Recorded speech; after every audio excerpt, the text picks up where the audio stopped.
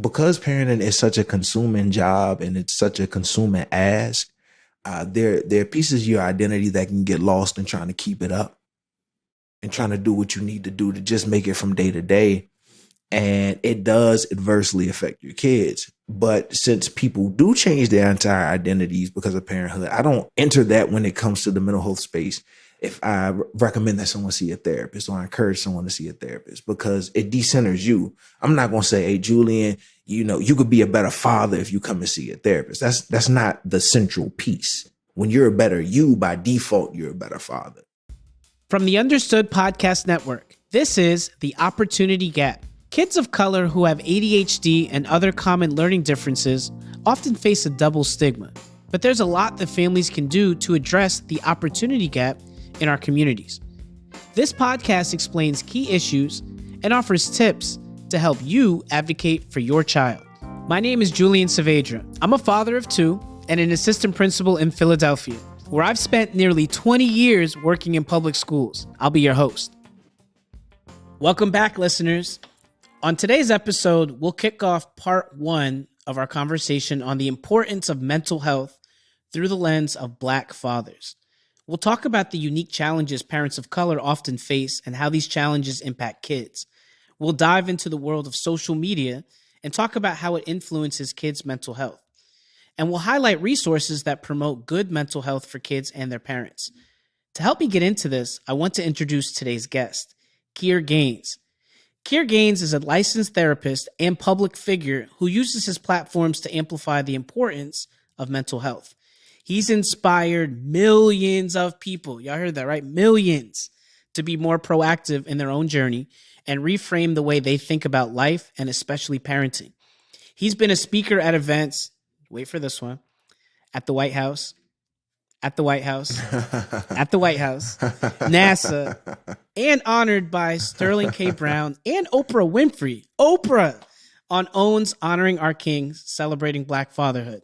Welcome to the show, Kier. It is so nice to have you here, brother. So nice to have you here. Hey, I appreciate you, man. Thank you for having me on. An illustrious guest here. I don't know what we've done to deserve this, but I really appreciate you being here. As your biography shows, you've done a lot of powerful things so far.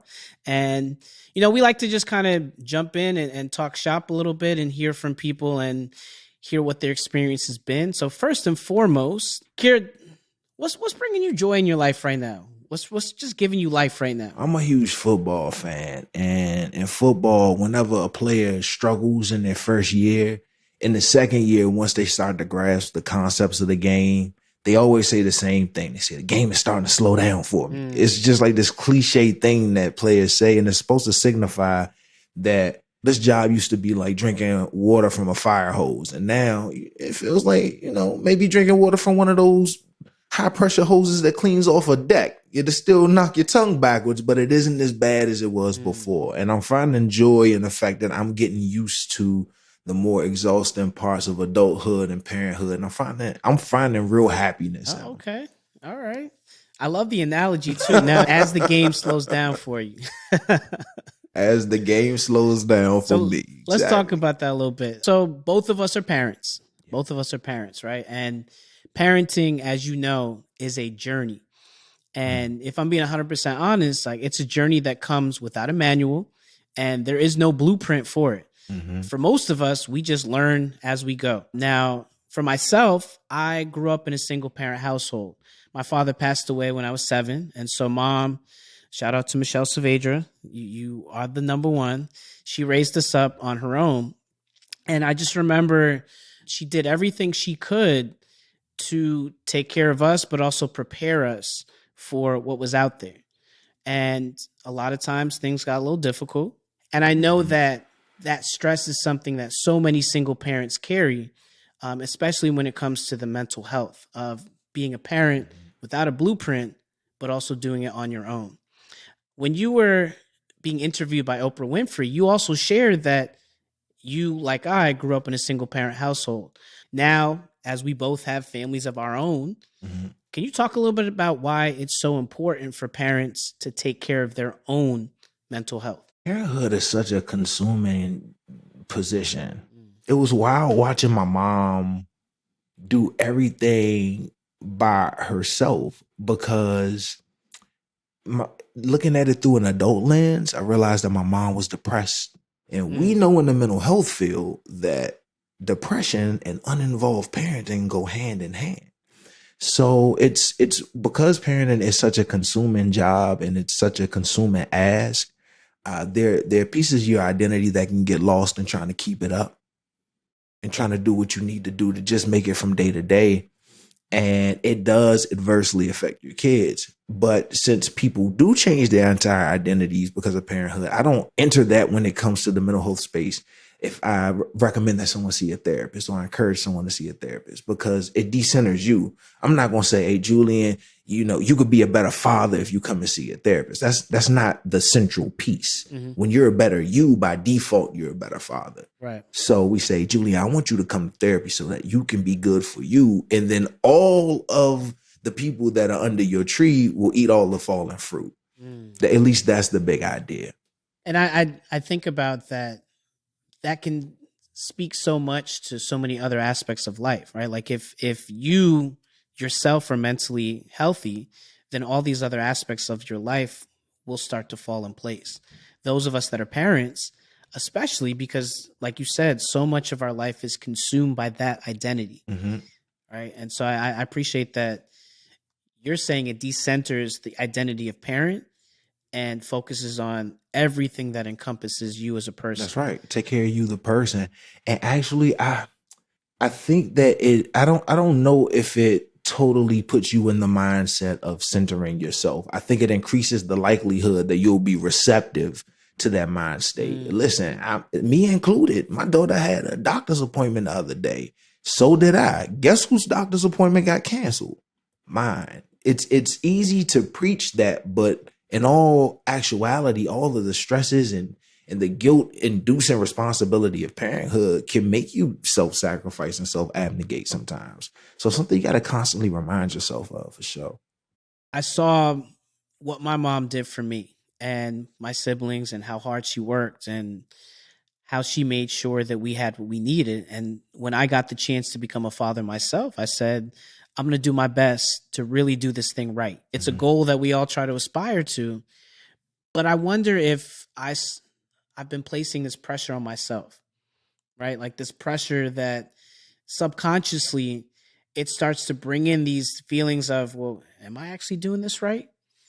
Am I actually a good father? And because I didn't have my own father around, I don't really have a clear model of what it was supposed to be. Can we talk a little bit about that pressure that sometimes we as parents place on ourselves? Oh man, it's the pressure. The pressure comes from larger society. The pressure comes from sociological best practices, right? We get pressure from comparing ourselves to our upbringings. We get pressure from contrasting and moving away from our upbringings. I grew up very, very, very poor, and I don't wear that as a badge of honor. It's something I feel like negatively impacted me, and I do a lot to make sure that my daughters aren't in that situation. Probably sometimes over delivering and doing way more than I actually need to meet their needs. So when you take all those different angles that the pressure is coming from, you're not getting beat up, bro. You're getting jumped, by all these expectations. Some of the things that I do to kind of counter that, because I do understand that that's my reality, is I had to reframe my idea of comparison. I know we say comparison is the thief of joy, and sometimes it is, but comparison is also a really amazing tool to help you evaluate where you are amongst your peers. I like to talk to my friends, hey man, your kid's doing this. And then when I hear other people respond, I feel a little more human. So my kid isn't the only one that doesn't flush the toilet.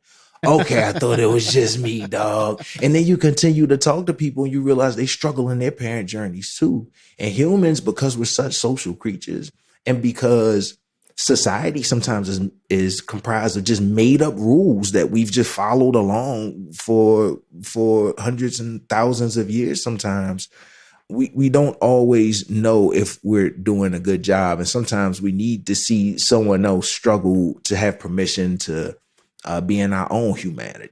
And I think it's interesting that as Black men and Black fathers. That's a very unique lane in the parenting ethos, right? Absolutely. I hear that, me and my boys, we kind of go back and forth, like same thing. We compare, well, am I supposed to do it like this? Am I going too hard on them?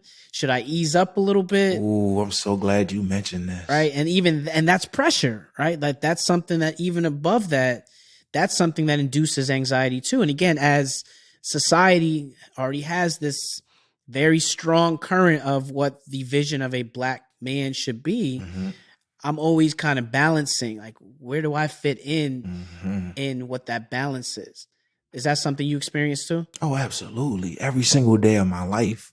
I'm a by definition cisgender 6'1" dark skinned Black man. It's very easy for me to not say the right thing or for me to misinterpret my own understanding of something and alienate groups of people at one time. Just from not fully understanding where I am or understanding the nuance of context and the way people talk and the way people identify and the way people express their lived experiences. So I'm always really careful of that. I want to transition over to social media, right? Because All that right. has been a big portion of your life recently, right? Like, so you have this incredible following on social media, right? 400,000 followers on Instagram, 50,000 on YouTube.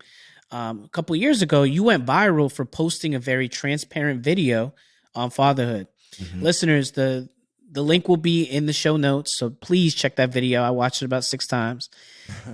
You received a great response from people, including celebrities like Viola Davis. And I got to ask, what's it feel like to go viral? And were you surprised by the response that you got? I was completely surprised, but it was beautiful. It came right after George Floyd was murdered. I think the world was in a place, our collective consciousness, to hear Black men another way, to hear about fatherhood in another way. And I think that the tone was different than a lot of content that talks to men. We don't talk to men with warmth. It's always very hustle culture. Go get it. You gotta do this. And I mean, everyone sounds like a drill sergeant. And even though I get that that's stereotypically how we think men connect to messages, we see that it ain't. We see that that does not work. I mean, you work in the schools, you work with young boys. Mhm. You know, even when they got those tough exteriors, you get them behind the wall and you start talking calmly to them, and you get to see a different person. Yeah. And those boys, the only difference between them and the men that they'll grow into is a couple years' time and some experiences. They're the same person for the most part with very similar needs. So I think that's why that video hit like that. But I know, man, I ain't never expect all of this. You kidding me? I didn't think anybody would care at all. I guess I'm personally interested. Like, what was the spark that told you needed to start doing this? Like where did it go from? You said you were an educator and you're now a licensed therapist. Like, what made you decide to say, I need to get some content together. I need to get my thoughts out there. It just felt good. It felt good. I started off doing fatherhood content.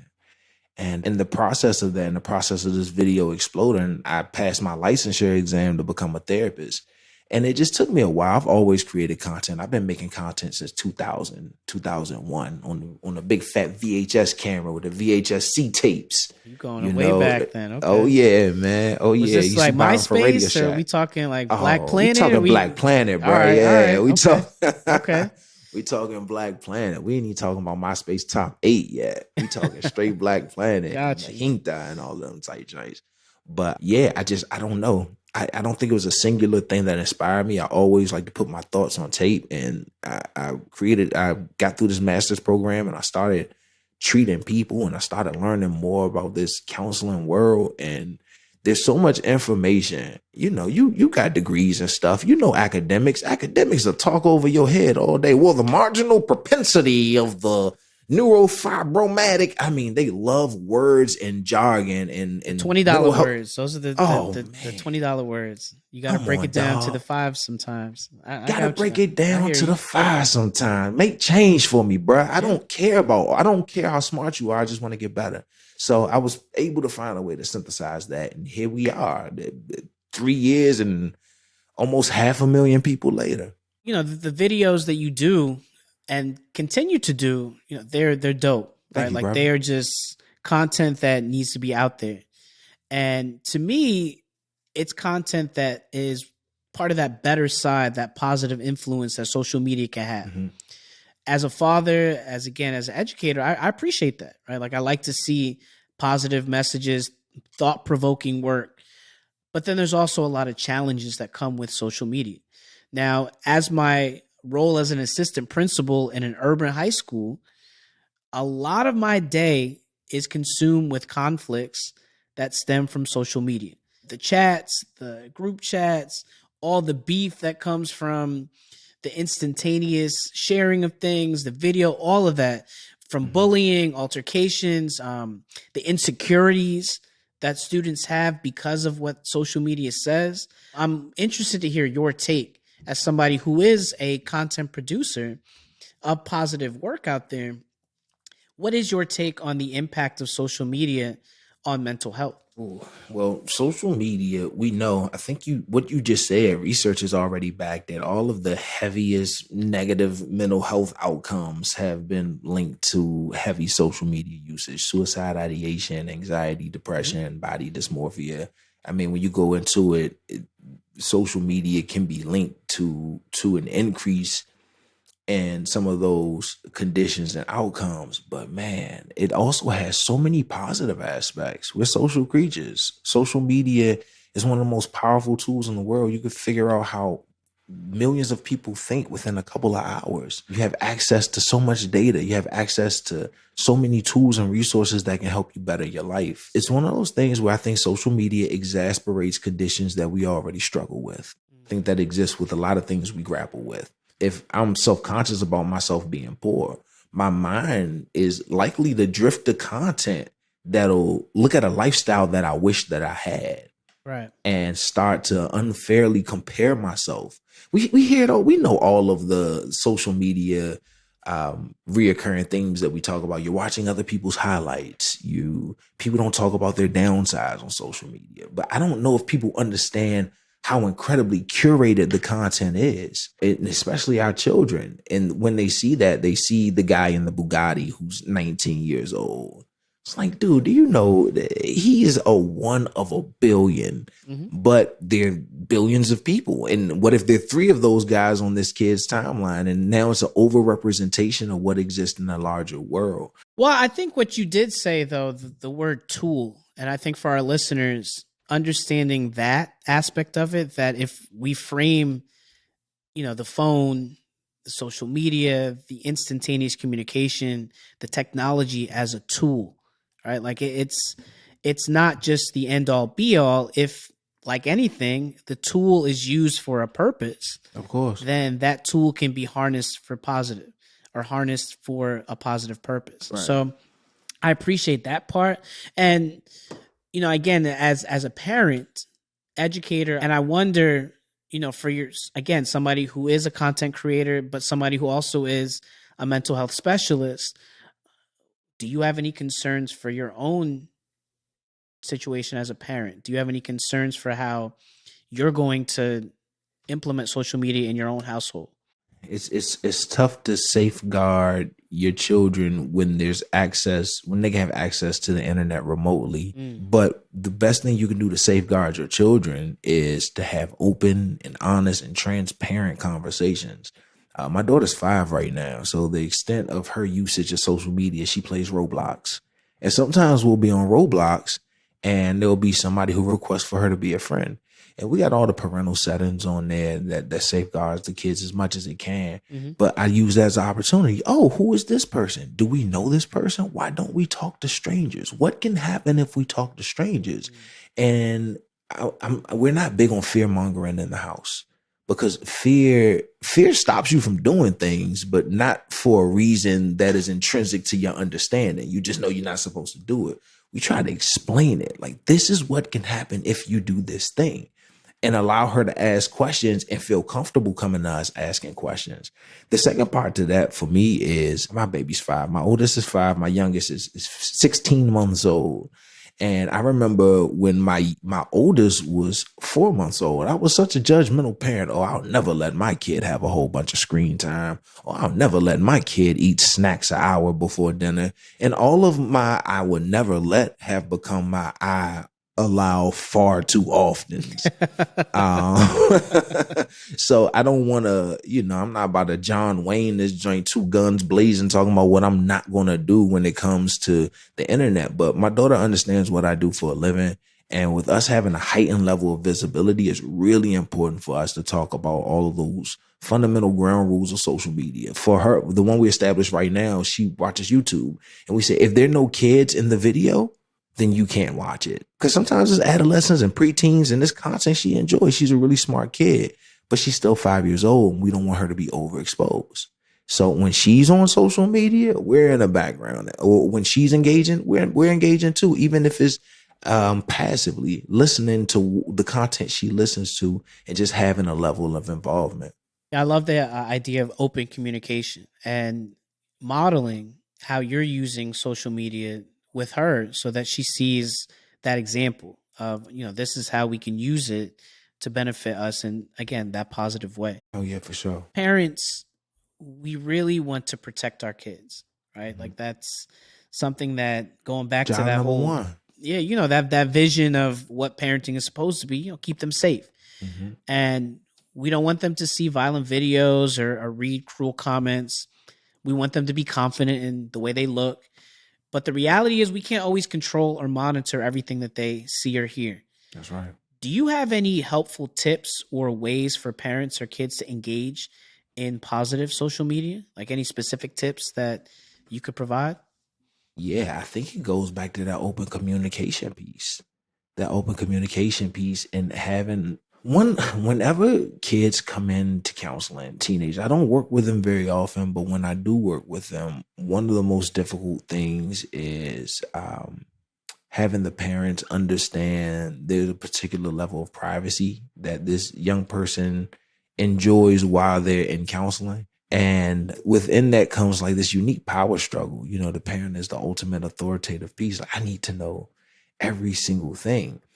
And what we learn in therapy sometimes is that the way that the parent responds to things that make them uncomfortable or things that they don't want to hear dictates directly how open that child is with them. I'm not saying it'll be easy.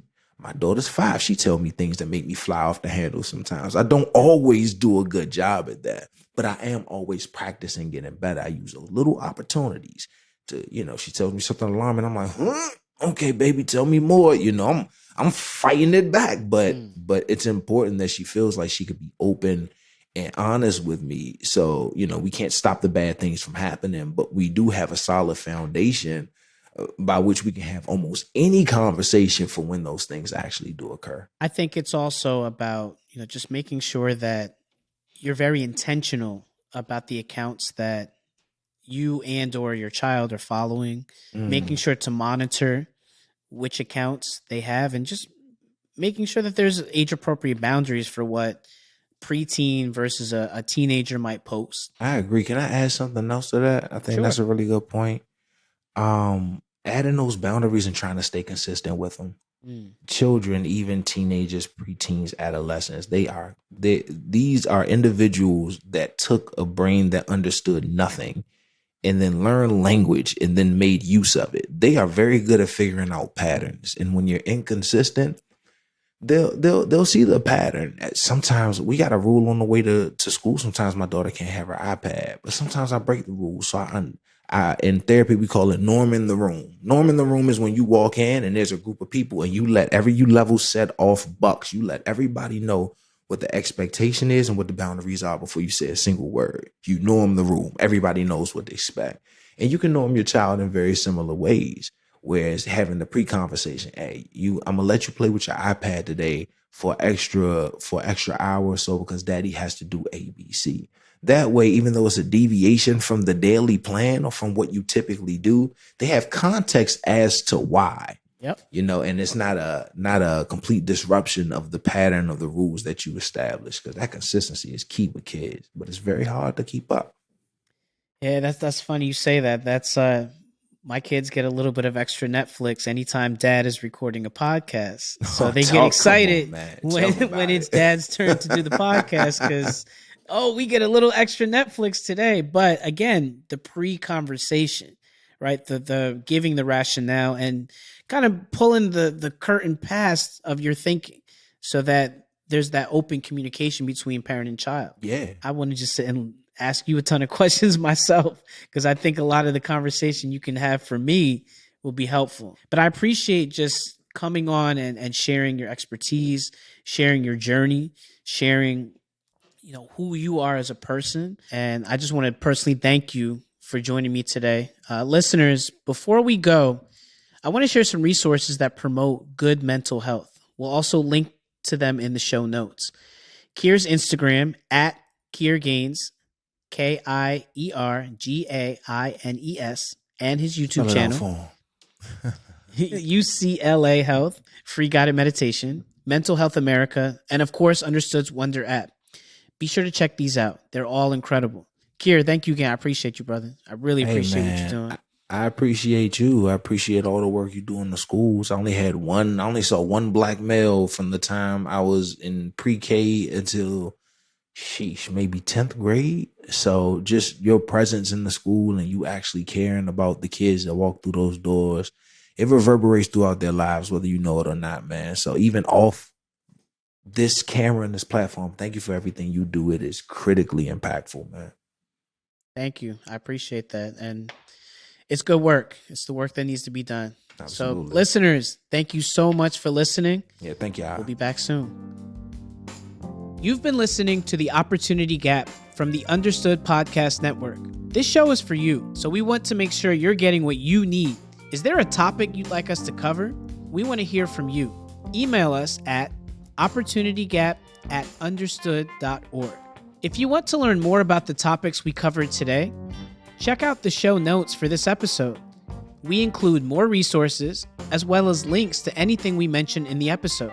Understood.org is a resource dedicated to helping people who learn and think differently discover their potential and thrive. Learn more at understood.org/mission. The Opportunity Gap is produced by Tara Drinks, edited by Sin Pim. Brianna Berry is our production director. Our theme music was written by Justin D. Wright, who also mixes the show. For the Understood Podcast Network, Laura Key is our editorial director. Scott Kocher is our creative director. And Seth Melnick is our executive producer. Thanks for listening, and see you next time.